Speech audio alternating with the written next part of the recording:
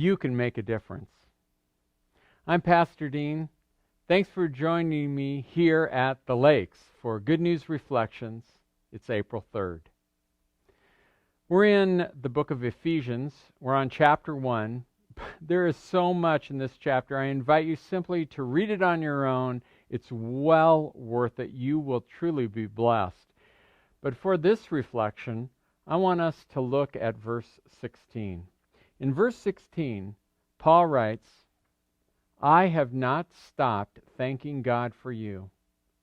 I pray for you constantly. Now, Paul understands social distancing and being in lockdown because he spent a huge amount of his time in prison for preaching the good news of Jesus.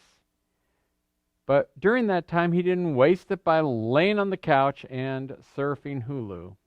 Instead, he wrote letters, some of the most beautiful letters ever written through the power of the Holy Spirit. One of them is the letter to the Ephesians.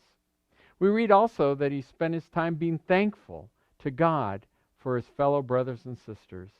And then he lifted them continually before the throne of the Almighty. Why? Because he knew the power of God and how prayer releases that.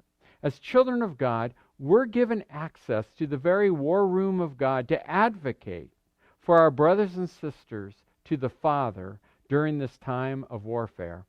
Prayer unleashes the power of God to rescue, to heal, and to bring strength. So how are you using your lockdown? Are you expressing thankfulness? Who are you praying for? What I'd like you to do is list 3 people you're thankful for and that you'd commit that during this time you would pray for them. Over this next month, you would say, I'll come before the Father for them. So pray for them. Because prayer makes a difference, and you can be a part of that.